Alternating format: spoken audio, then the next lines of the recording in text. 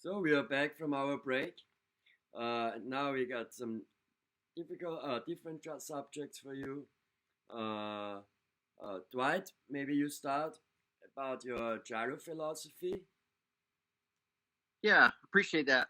Welcome back, everyone. Thanks for joining us once again. Um, Before I get into my gyro tuning philosophy, I'm just going to keep it kind of short. I know I could get a little long-winded. It's something I work on, but this philosophy comes from my time of flying RC aircraft, specifically style of flying called hotliner. Hotliner is very overpowered style of sailplane, and essentially you're using a lot of. I mean, you're using every ounce of the programmable transmitter aspect. So you're getting outside of the standard plug and play 2 channel radios, and then you get into what I would describe like a Futaba or a Noble MB4, like a computer radio. And so with the computer radio, it will then open up all sorts of crazy possibilities and things that you can apply. That, I mean, when you aggregate it all down, what you're really doing is tuning yourself out of the equation. All right. You're really muting yourself. All right. So, what does this look like? I know that's a pretty weird statement, right? But so, again, this is my philosophy. This is how I approach everything. Right off the top, it goes without saying, and I'll just say it again. If at any time you need to reverse a channel on either one of these channels, either the steering, if you need to reverse the steering, or you need to reverse the throttle, disconnect the device, whether it be the servo or the motor, from the actual chassis. Meaning, take this servo horn off or disconnect it completely, because you will find every once in a while that servo will freak out, pitch itself all the way here, strip itself internally, and then, wow, that was just $50 down the drain. All right. So, again, that's just only with servo reversing. On the rear, you just don't want the car taken off on you and so forth. It does happen. It's just a weird thing of electronics. But anyway, back to the show. So I have my Noble all fired up. I'm going to go ahead and fire up my car right here. And so essentially, what I have here now is this is my car as it's set up. I'm going to, off camera, just turn my hand on my transmitter as fast as I can, left and right, and you will see my steering is much slower than that. See how slow that steering is? Now, the reason it hung up, oh, actually, it didn't hung up. This particular ESC, Chris will tell you, Chris Lewis, in a moment of not paying attention, I actually plugged it in backwards and fried the wires, but surprisingly, the ESC works. So if I shake it, the wire, as you can see, now it's on, right? So anyway, so if I get a brownout, it's just me being, I really love this ESC. It's been great. But anyway, so here we go. So left and right. And what I have done is on my steering return, I have slowed it down to 0.75, 0.75. So 3/4 of a second, I took a quarter of a second off in the return speed. So rather than being 1-to-1, I slowed it down. So I have this, right? That is scale in some regard, but that's not why I did it. Okay. I did it because in micro drift, mini drift, whatever you care to call it,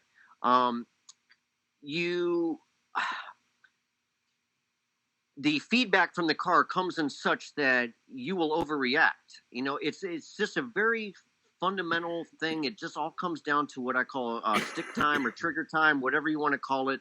That the more time you have on the controller, the more times the car goes around, you'll get it. So I've slowed my steering down, and I've also added a lot of exponential.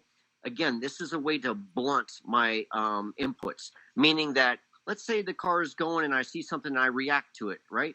Even though my hand is moved on here on my transmitter, it really won't make its way there. And whatever it does, it's so blunted. It's like 50% of what I put into my transmitter actually makes it to here during that millisecond of time frame. Because this is what we're talking about. We're talking snippets of time as the servo, as the track, as the car, as the chassis, as everything develops.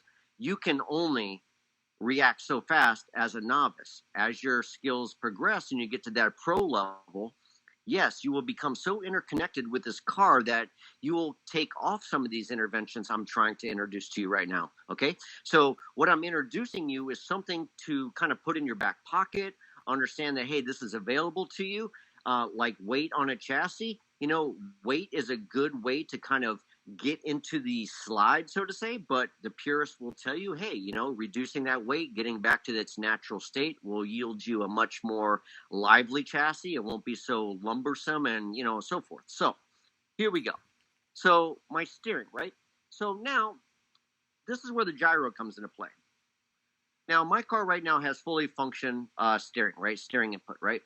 But for this example, let's just say that I reduced my steering. Once I figured out my endpoints at 100%, I will go in and set my EPA to 50%. That'll be it right here. That's all my steering.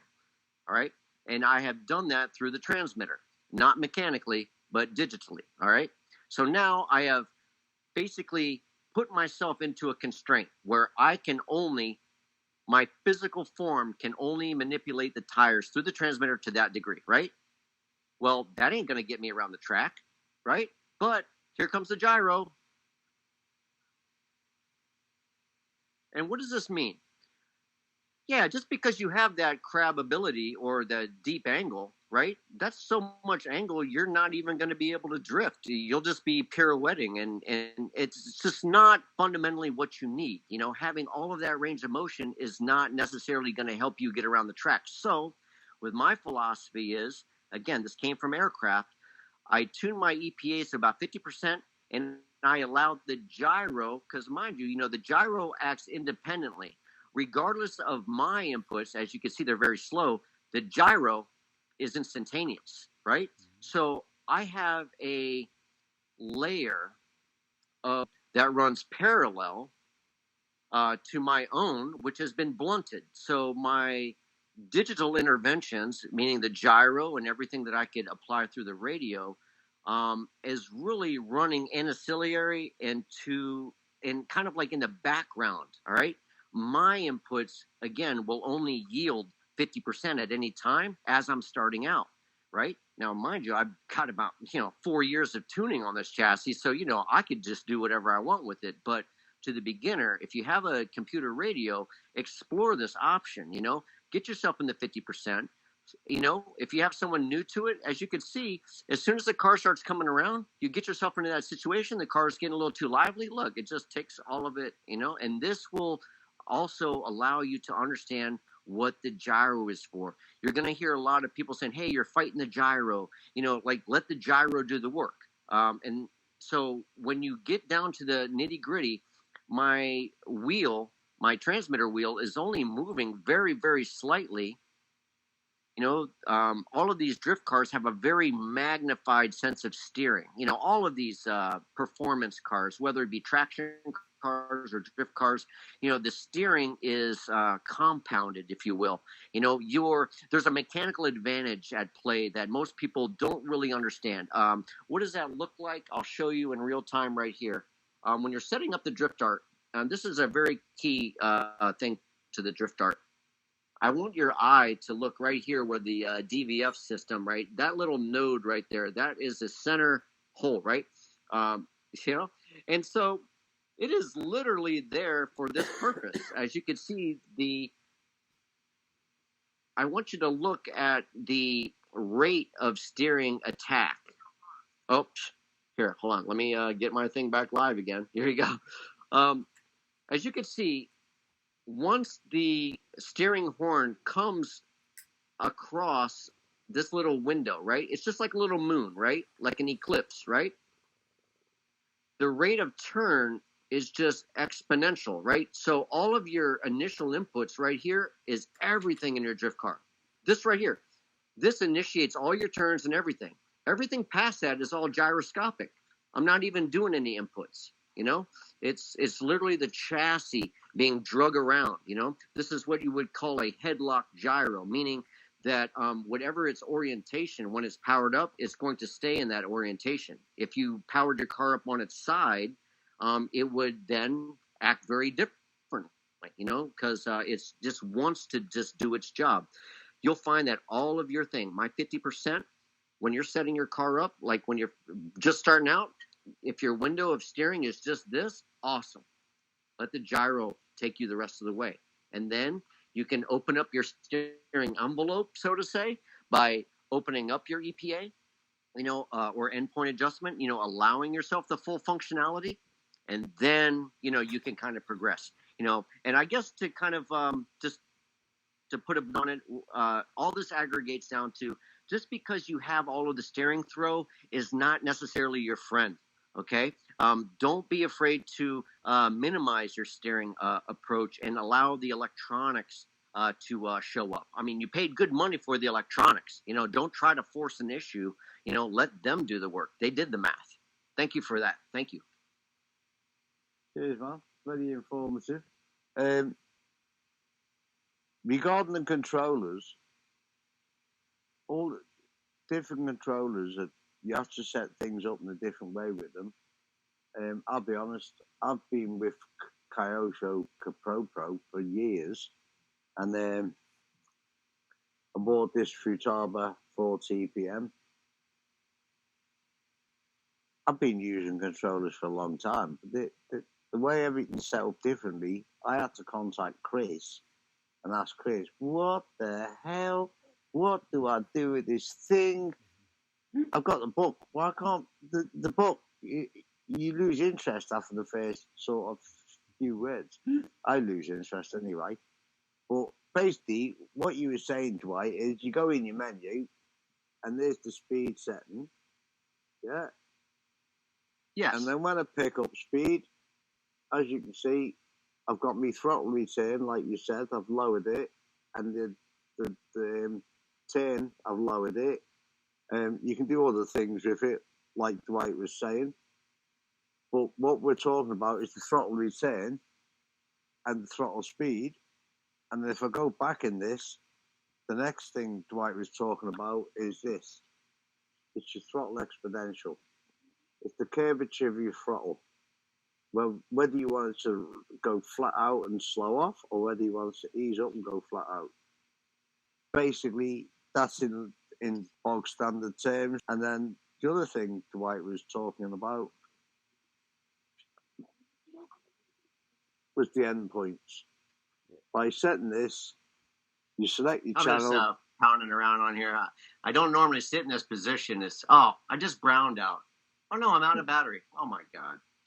Well, basically, by setting your endpoints, you're going to turn your car fully left, and it might be locked up, or it might be nowhere near locked up, and then you will adjust your endpoint left or right to make sure that the car goes to its virtual lockup point. And me personally, then I adjust it back 2 clicks. So 2 clicks from the car locking up. At that point, then you've set your endpoints up. Once you've done this on the car, you then need to go on the gyro, push the setup button usually, and then most gyros will tell you to steer left, and you'll hold it left, and then it'll flick to the center, and then you'll steer right, you will hold it right, and it will flick back to the center. And at that point, then you just set your gyro up, you set the gyro endpoints up. Once you've done your gyro endpoints, it's always advisable to go back on your controller and reset your controller endpoints just to make sure everything's safe and good. And then me personally, once I've set my endpoints, that's when I will go to my steering speed, my return speed, and then I will go to my exponential. And they're my 3 steps. I set the endpoints up, servo, then gyro, then servo, then I go to the throttle speed, the return speed, and the throttle speed, and then I go to the exponential and have a slow curve up. That's just my settings. That's the way I do it. It's, everyone does their own stuff. I'm sure Christian will do it a different way. I'm sure Dwight will do it a different way. But I'm sure that whatever way you want to do it, people, if you contact any of us, we'll always fire in the direction of the way that we do it. And between the three of us, I'm pretty sure. Hey, we got 100%. We have 100% success rate. Yeah. Right. I just wanted to say that this is a very personal thing, and talking about numbers at this point would be unnecessary because nobody would be able to drive with my numbers. Yeah, these are my personal numbers, what I set up, and I do it completely different than Dwight does it. But it's only personal liking, so there is no wrong or right way. The only thing with setting up endpoints and setting up your car that is important is your servo shouldn't overshoot at any time. Doesn't matter if it comes from the transmitter or from the gyro. It shouldn't overshoot at any time. Even if you got physical steering stoppers, which would prevent an overshoot, you should set up your endpoints right and safe, so it will secure the life of your servo, because if not, it tries to push against the steering stoppers and sooner or later will burn out. It's not just your steering stoppers usually as well. It'll cause damage to your ball joints. Also, yes. Because it starts, you're pushing something plastic against something metal, and then before you know it, your ball joints start falling off, and you don't know why they're falling off. And 9 times out of 10, it's because your end point is just slightly too far out of its reach, and it's forcing the issue. Like you said, the wheel's locking up, but that arm still wants to move, and the wheel's locked up. So he starts pushing on the plastic or pulling on the plastic, one way or the other. But yeah, the servo is that definitely needs to be sort of set up. Right, Chris.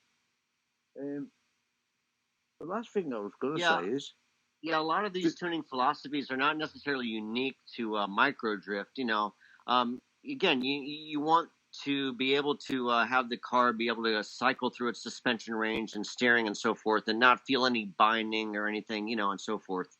We're always, and this is not the only Sunday sermon. We are going to do thousands of these according to my visions. So yeah, we're definitely going to get down to the nitty gritty. We'll be doing some real in depth, like, man, we could get sick with it.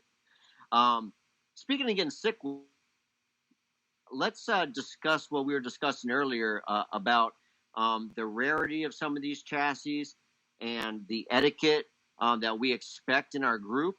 I can't control anything, period. And we do our best to moderate this group in such a respect, but I'm going to yield this point to Chris Lewis. I'll let him speak on it, and then we'll all just kind of season it slightly, because I knew he had something to say about this.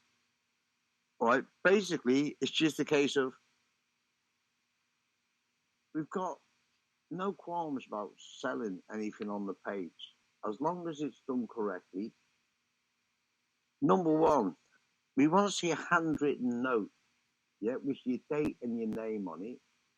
And then I don't have to keep, I know a lot of you in the last few weeks, you've had to have waiting for post pre-approval, and this is because you haven't done this, and I have to ask you to do it, and quite rightly and quite kindly, you do it with no objections raised about it. You understand the situation behind it. I appreciate that. But in future, anyone that wants to sell something on the page, we've got no qualms. We appreciate it, because let me tell you now, we get some really nice stuff come up for sale on this page. Now, my other point is, I don't care, and none of our admins care about what the original cost of the chassis was that is for sale. Yeah, if the guy or the seller wants to ask $1,000 for a TG, That's quite within his prerogative. He's quite entitled to do it. He might have that car finely tuned and done some custom work on it. If it doesn't sell, it doesn't sell. If it's overpriced, it won't sell. The last thing we want is someone getting dug out about the price of the car and why is he asking this. In fact, if you got nothing to say that's either nice or positive about the post, well, not just me, I think Chris is the same and Dwight is the same. Exactly. We'd rather you just didn't say nothing. Yeah. And if you do make, Yeah, if you do make nasty, you know, well, yeah, let if Chris you make nasty speak to that comments, also. yeah, listen, if you make nasty comments on them posts, then don't moan if one of us ban you, because it's not about negativity. Everyone's entitled to ask what they want for that vehicle, and it's up to the person that wants that vehicle. If he wants to buy that vehicle, he will pay the money. It's as simple as that. Exactly. It's as simple as that. Yeah. People collect stuff, yeah, and that's the way it is. Some of us are hardcore drifters, and they'll have one car and they'll swap it round and swap bodies on it. Some of us would rather not swap the body, set the chassis up, put the car on. I'd rather just build a whole new car. Correct. Right now, my point being is, we all know some of the prices have gone a bit crazy lately, but the only reason that it has actually happened is because the car has been purchased at that price, which means someone or the people that are buying it are sort of setting the precedent for the price. Yeah, and then next time someone says, "I've got one," they say, "Oh, well, one sold for this much last time," and then inevitably the next thing is it will rise again, and that's just what's going to happen with this hobby. It happens with every hobby. There's rare cars that people couldn't get, and they're collecting. They're like me. I've got every chassis. I haven't got a TRC V2. Other than that, I don't know of any other chassis I haven't got, but I haven't got a TRC V2.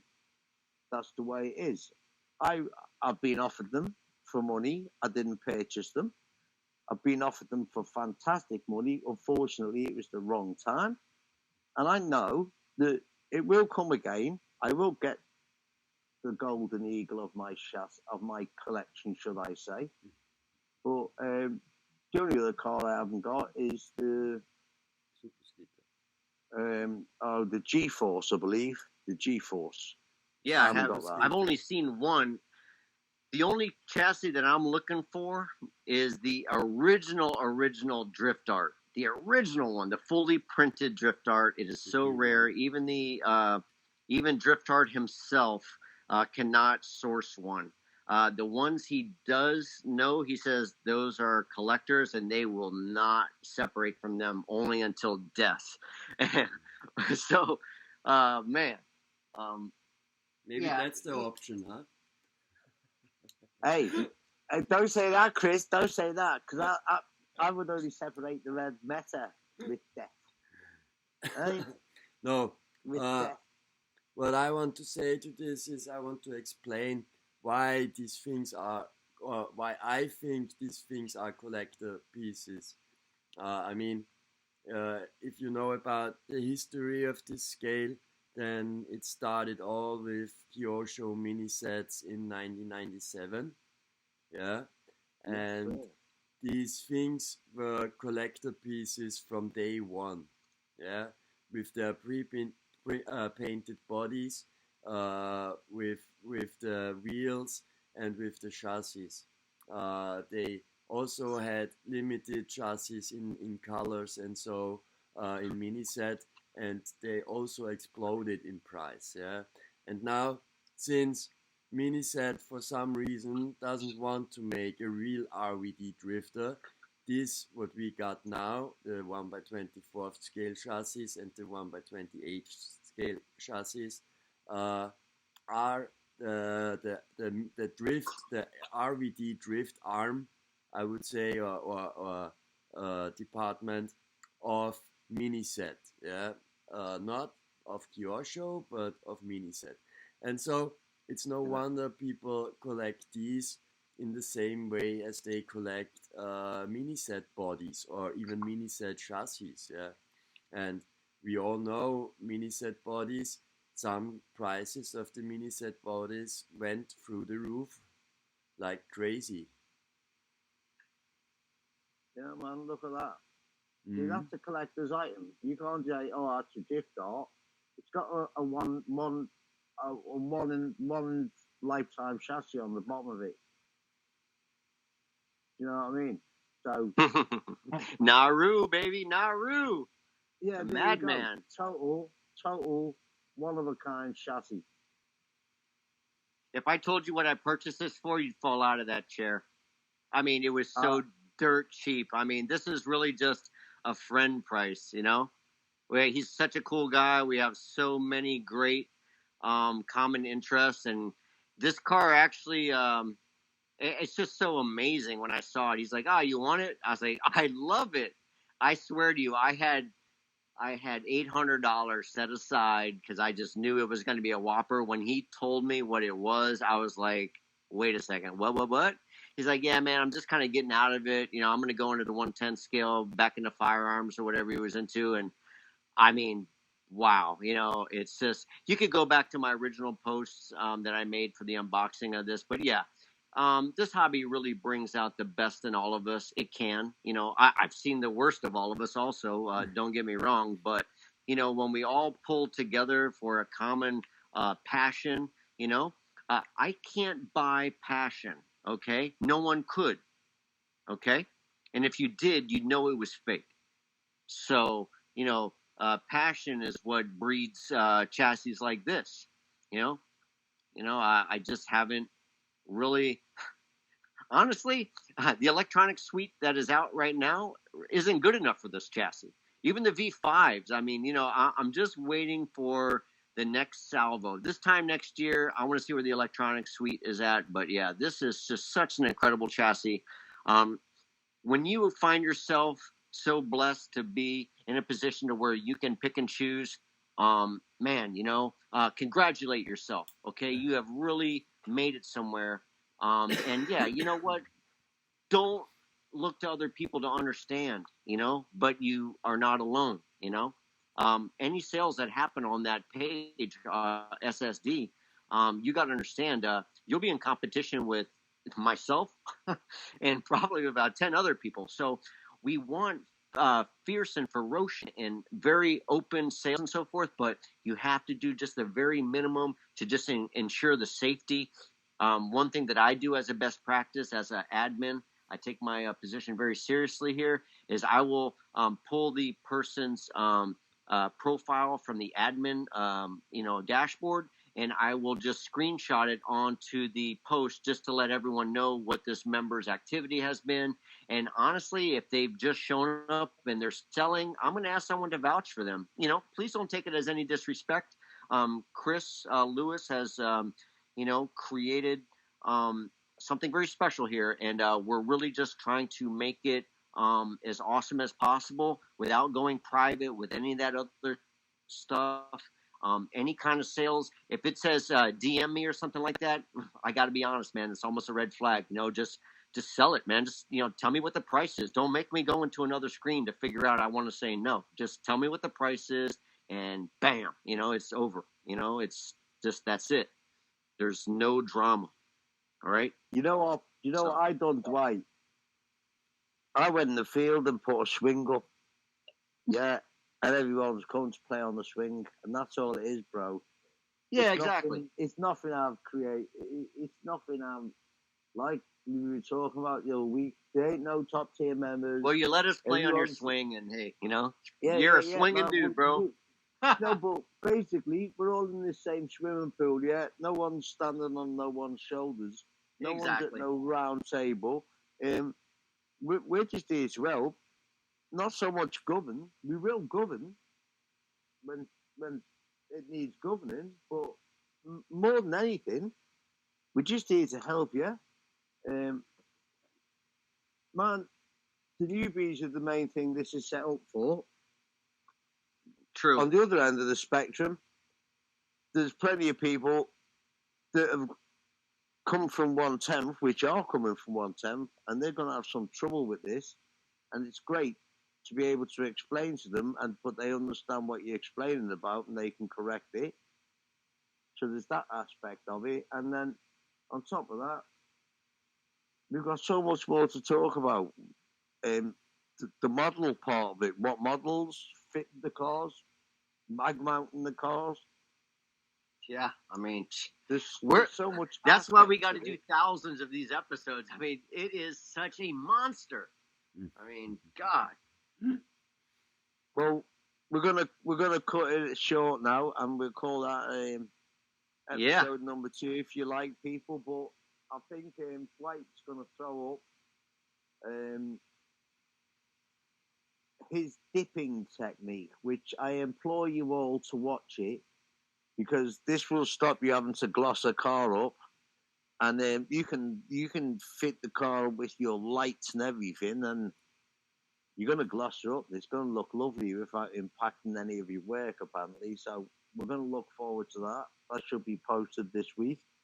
Yeah, I'm going to shoot that content on Monday. So, yeah, look for it on Monday. Got the whole day off. Hell, we were going to do it tonight, but, so much. I'm going to take this body right here. This is a 5 Below body.